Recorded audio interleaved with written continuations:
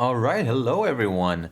Today we are going to be making another video about Belo Betty.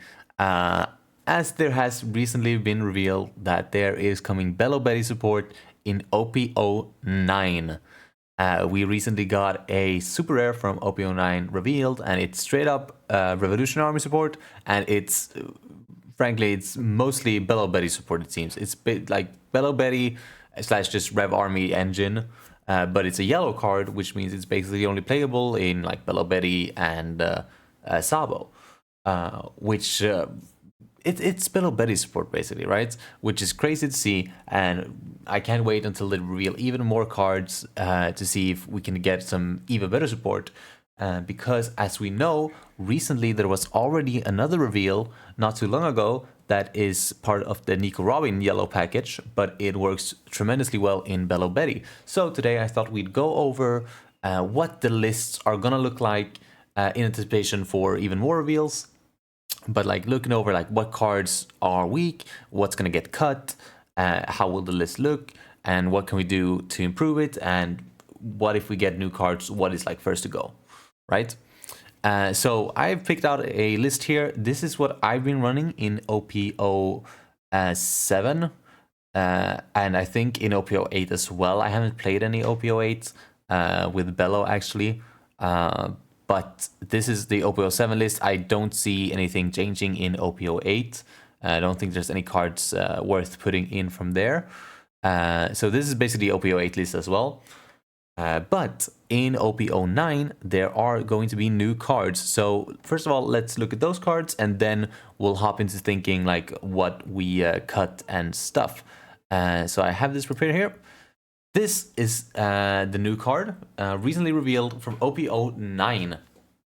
This is Koala, which is a 6-cost, 6k power, yellow card with the typing Revolutionary Army, of course. And the effect is blocker. On play, you may add the top or bottom of your life to your hand. Play up to one cost 4 or less Revolutionary Army character from your hand. If you play the card this way, draw one card. So this is sick, right? Because you play this, you draw a life. So it's like, you know, drawing life is good in Belo Betty, right? That's like what people need to know, that first you're like negating things like Yamato from hitting higher characters, and you're just drawing another card, right? Drawing cards is very important in Belo Betty because you run out of steam, right? That's the main problem with Belo Betty, is that you run out of steam. But with this, you can draw your life straight to your hand, and that's a +1, right? And then you get to play a card. So you play a card from your hand, and then you draw another card. So first of all, it's a 6-cost that brings out a 4-cost, and then you draw 2 cards basically, right? And since you draw first from life, you might draw the card from life that you actually end up wanting to play off of your ability here. So let's say I have a Karasu in hand, right? So I play this, I'm like, oh, I'm gonna play down the Karasu, but then I draw a 4-cost Ivankov. Let me show you. It's this one. If I draw this from the life, then I'm like, oh, well, I'd rather play this, because then I can boost this and I can get a Karasu out that way. So I can get even additional value off of that. So this card is, frankly, it's insane. It's absolutely crazy. This card is so good.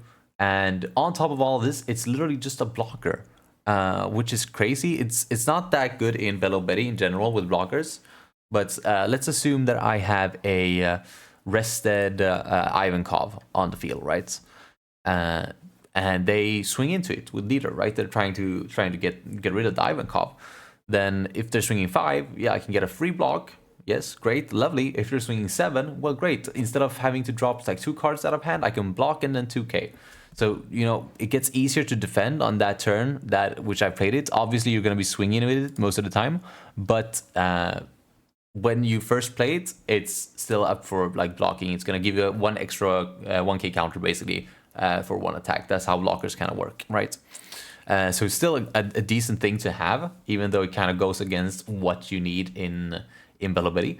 But obviously, I've been testing with some blockers as well, because sometimes you do feel like you need a blocker. So like back in OP-05, I ran Bunny Joe, for example. I think I ran 2 copies of Bunny Joe.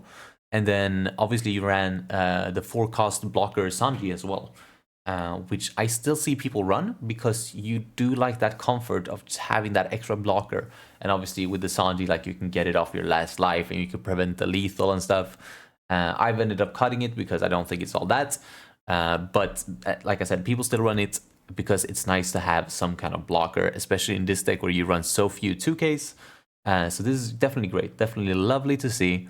An instant staple. Obviously it is counterless, but the great part about running Belo is that even if it's counterless, you can still play 4 of them, because if you do brick up, this is a revolutionary army card, so you can just discard it for leader ability, which is why you end up like not breaking up in Belo like ever, right? Because you just keep throwing your counterless cards for the leader effect, and then you counter out with your counter cards, and then you're gonna run out of cards anyways, right? And obviously the counterless cards you're most likely gonna be playing on curve, so you know it's perfect. And this is it. Basically, I said this when this was first revealed to a couple of friends, that this is literally the 5-cost Ivankov, but better, right? So remember what this card does, right? It adds a card, plays a 4-cost, and then you draw a card.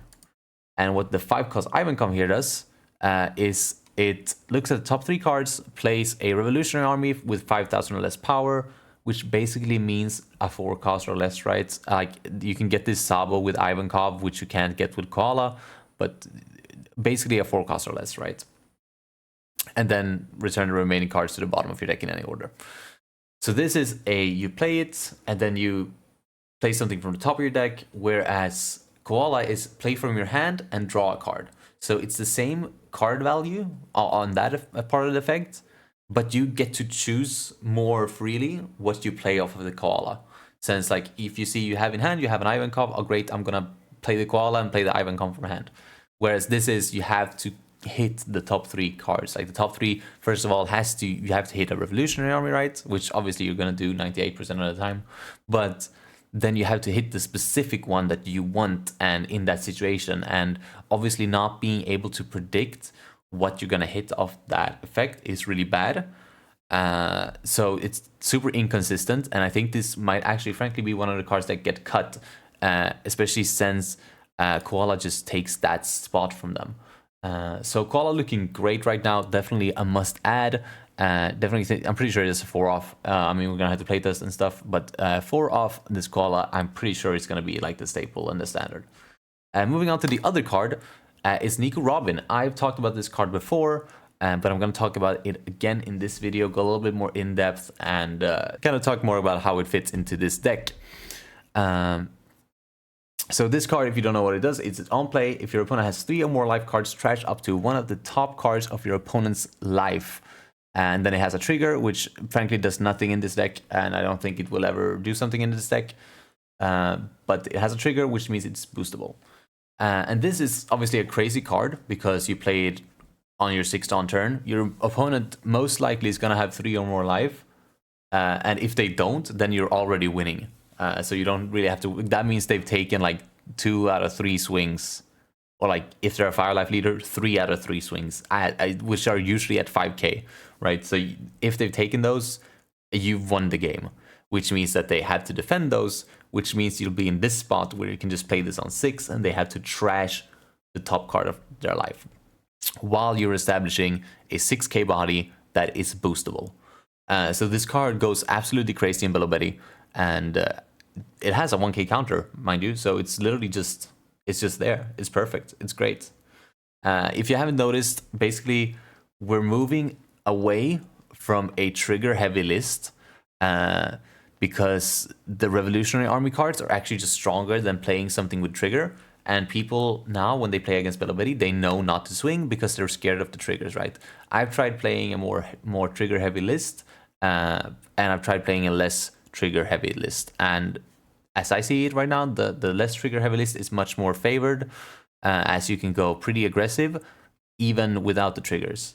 Like for say, the Sabo here, it's a 2k counter, but it's much better than the Satori that you played in the spot before, right? Because even though Satori plays off of your trigger, he doesn't do as much in the deck in general as Sabo does, right? And usually with something like Satori, you'd actually feel worse playing him off trigger than you do just keeping that card in hand, because it's a -2. Yes, you get a body on board, which in situations can be incredible, but in general it's not that good. Something like Cracker is still amazing because it has this good effect, right?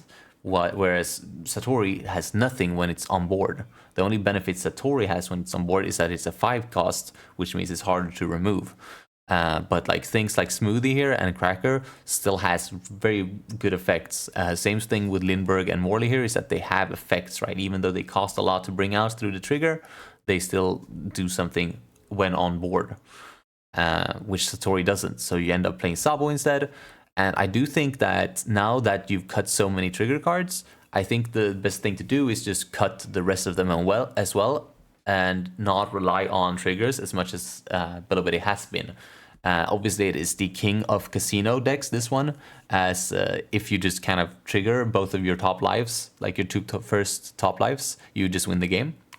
But moving away from those and moving more into a more standard curve build where you can play like on Ivankov on 4, like Koala or this Ivankov on 6, and then on 8 you can drop Dragon and get a lot of value out of that. I do think that curve is going to be generally better than anything else we've seen with the trigger cards. So those are the new cards that I wanted to talk about. I do want to give like a mention. I've actually not put them here, but there is the starter deck 20. I don't think they're on here either yet. Let me just double check. The new... sorry. The new starter deck 20 cards, they're not on here, no. But there is a card in there which is Pudding, which is I think a 3 or 4 cost, which says restand one of your 3 cost or less Big Mom Pirates. And you like add one of your lives to your hand, and then restand one of your 3 cost or less Big Mom Pirates. Which I think is super interesting because you can hit something like Moscato here, which is a 3 cost, 4k power, Dawn X1. This character gains Banish, and he has that standard trigger, which is trash 1 card from your hand and play it. And like in theory, if you were to like trigger this card out on turn 1, right? They swing on 3 Dawn, and then you trigger this out, and then on 4 Dawn you slap 1 Dawn on here. And then you can swing 8k double attack, 8k banish twice, right? Because you can restand your Moscato, and that's just so much pressure. And I think it definitely is something that needs to be maybe not explored, but it should be attempted. Something like you gotta try it. You can play something like Perospero as well to get more consistent and get another like option that can also be restood with the new Pudding. I know there's also a new Cracker coming in that deck, which could be very good. I think it's when this character is KO'd by effects or removed from effects or something like that, you may instead like trash one of your lives. It's like a mini NL basically, which is also a good trigger card. But we're gonna have to look closer though. Maybe I'll make another video. Let me know if you want to see another video where I like go through the starter 20 cards and see if they would fit into Belo. Maybe I can playtest some if they get to the sim. So let me know if you want to see that. But speaking of the cards that we do have revealed already, the Koala and the Nico Robin. These are both, I'm pretty sure, 4-offs. The Robin here is definitely a 4-off because it has a counter, and we're going to be cutting a lot of the non-Revolutionary Army characters, so there's going to be a lot more space to throw in characters that aren't Revolutionary Army because we're still going to be consistent as hell. And Koala is obviously a 4-off. No explanation for this one. I've talked enough about her. So basically, we need to cut 8 cards from this list. And looking at it, I mean, I'm pretty sure Smoothie gets cut because Smoothie is already like the 2-off, right? It's not going to do as much. I do think that this Ivankov gets cut down to 2 probably. Take that spot of Smoothie. Because frankly, Koala is better. And Ivankov is one of the few cards I feel like when I play it, I'm like, ooh, this doesn't feel good. And when it's stuck in my hand, it's actually a brick. Because even though you can discard for leader ability, if you don't have enough, like you can't discard more than once per turn, right? So if you end up with like 3 of this Ivankov, you're like, ooh, shit. And since you're going to be playing something else on your 6-turn curve, this card just isn't it. In fact, I changed my mind. We're cutting Ivankov completely. Koala's better, and honestly, you're going to be seeing Nico Robin or Koala basically every 6-turn turn, so that card is not going to be necessary at all anymore. Looking elsewhere, Inazuma is a great card because it helps you finish when you're missing those characters. Like if you have 2 boostable characters and you really need an extra swing, this is such a strong card. Obviously you play Dragon now too, but I've noticed that sometimes you can do more with less Dawn. Like let's say I swing here, like I play Dragon, right? I'm gonna be swinging 7 with leader and then like 8, 8, 12 or whatever. Those numbers aren't that optimized. Like he doesn't have that much, like he has great value, right? But for 8 Dawn, you can also do different things, I feel. Like most of the time, getting like 1 extra swing off here is not it. And sometimes you have a big enough board that he's not, like he's great, don't get me wrong, he's lovely. But Inazuma and him together, I think they're both necessary to have that rush option. Because what you do lack, especially against like removal heavy decks like RP Law, Lucci, even the blue decks, is that extra rush, that extra potential to get another character out when you missing that 1 extra character that needs to be boosted. So I think Inazuma and Dragon definitely stays, both of them at 4 off. You could argue Dragon at 3, but like I've said, you're not really bricking as much as you would expect in Belo. Ivankov is going to stay. Same argument here. If you have 1 or 2 characters out, you can get this out, boost it, and still get value from it. Even though you can't attack this turn, you still get that value, which is one of the stronger plays early game, right? I think I've gone over that so many times in my videos before, I shouldn't go over, but the first turn you play one of these small guys, the second turn you boost them and get something out with Ivankov, like a crosser or something, and then that's just a very early aggression play, and so you need this Ivankov for sure. Next up is Karasu. I think Karasu stays as well. I think that one is fairly obvious too. Karasu is one of the stronger cards. Let me actually make this camera a little smaller so you can see the cost and stuff as well. Yeah. Karasu is just a great card. I still think it's the only card that gives minus to your opponent's leader, at least on your turn. So this definitely stays. It's sick and it applies a lot of pressure, and your opponent's gonna want to remove it, which means he might not remove your Ivankov, which means you get a bunch of value on that end. So Karasu is just a sick card, definitely stays. Koala is a 2K that is super versatile and helps with a lot of KO effects. Works well with something like Limburg and Barto, but at the end of the day, it's a Revolutionary Army 2K, so it's searchable as well as discardable for your leader ability. So this stays for sure. Kuma is on the chopping block for sure. Kuma, I like it because you need to have something else to play other than Belo Betty on your first turn, your searcher, right? So it's really good to have another low-cost card in Kuma here. I'm not sure if he stays though. The reason he stays right now at the moment and why he has been such a staple in this deck is because he has a free trigger and his on-play KOs a 2000 power or less character, which generally means you can hit something like a Rebecca. You can hit something like a Brûlé if you're playing against yellow and they're playing Brûlé. And there's another card as well that I've forgotten about that also has low power, which is great to hit with something like Kuma. So there's a lot of good things that Kuma can hit, and it's just value, right? He comes out of trigger. It's just a great card. But in the meta that's coming in OP-09.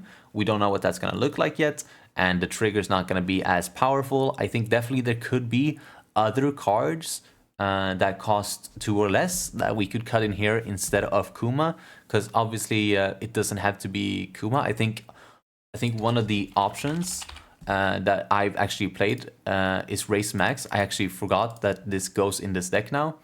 I took it. I haven't played on the sim in a while, but I did end up playing this in my recent regionals, and it works great. It works wonders. You get it on board. You get another like small swinger, and on turn 1 you can consistently play one of these and one of these to get 2 characters out, and it's really strong. So really Race Max, pretty versatile as well. Same effect as Koala basically, but he doesn't stay on board. You know Race Max by now. He's in all the RP law decks. So something else to fill in the spot of Kuma. So I think maybe Kuma at 2. Kuma 2 because he's searchable, and like if you're up against black, you can deal with Rebecca's and stuff. So maybe something like this. And then Belo obviously stays. No need to talk about this further. Belo is a great card. Searcher, gets boostable, so it's a 5k swinger for 1 cost. Sorry. And then it comes down to Morley. Morley is discussionable. I think he's also on the risk for getting cut. Lindbergh is on that same spot, and so is Cracker. So I think it is up to these 3. Basically the card with triggers, right? Like I said, cards with triggers kind of lose their value now. I think with something like Koala that takes your own life, you're not going to get as many triggers, right? That just makes sense. But you're going to be aggressive in other ways. So you're not going to be needing to play Morley or Lindbergh or Cracker. I think Morley maybe stays at 2 because sometimes you can catch people off guard with the unblockable thing. Let's say against Black Yellow Luffy. Sometimes if they're not ready for it, you can drop this and it's unblockable. People don't know what Belo Betty's cards does because they don't read. So this can still take people off guards, but I think Morley being counterless probably gets cut down to 2. And then maybe Lindbergh stays just because it's a good target off of Ivankov. And the Cracker probably at 2 as well, because once again, like this really is only valuable when you're going against 5 life leaders, and in which case you kind of either need to trigger it out and or you need your opponent not to have removal, which is kind of why we hard lose to something like Lucci, because even if you trigger this out, they can still remove it, and boom, bada bam, you're still playing as a 5 life leader with a double attack. You're playing as a 5 life leader and your double attack isn't going to help you because they're going to kill it. So I think Cracker probably basically gets replaced by Robin, right? Because what Robin does is trash a life from your opponents, which is better than a double attack, right? Because you're still getting that value, and then if you hit a swing, then you've taken 2 lives. So sure, it puts less pressure in a sense. In a sense, this Robin doesn't put as much pressure as a double attack swing. But good players will just take the double attack swing and defend their smaller swings, right? So that's why Cracker doesn't quite make the cut anymore, because if you know that a double attack isn't as threatening as it seems, it's not that deep. Yeah, so this just takes that spot because, frankly, it's not counterable, right? It's just a better card. Definitely keeping Robin in instead of Cracker. So now we're at 49 cards then. So we could put in 2 more cards. We could put in some extra Morleys. We could put in some extra Kumas. Or if some more support drops, we can put in those. Worst case scenario, we can always take in something else, like maybe something here, right? Something else with low cost if we feel like the Kuma missing actually is detrimental. Obviously, we'll have to do some playtesting. We don't know where the deck is going to go, if there's going to be more support. But I thought it was definitely worth to mention that these, like all these trigger cards, are kind of getting cut. And like the Ivankov, the 5-cost Ivankov, kind of loses its space now with Koala. and like Crackerless did space now with Robin.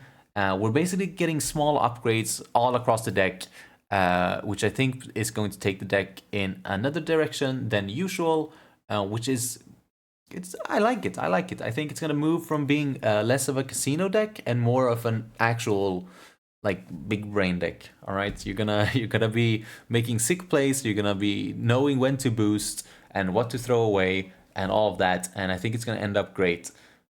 This is what I've got so far. If they do drop any more Belo support, you will be seeing me with a video as soon as the cards get revealed. If they're interesting enough for a video, of course.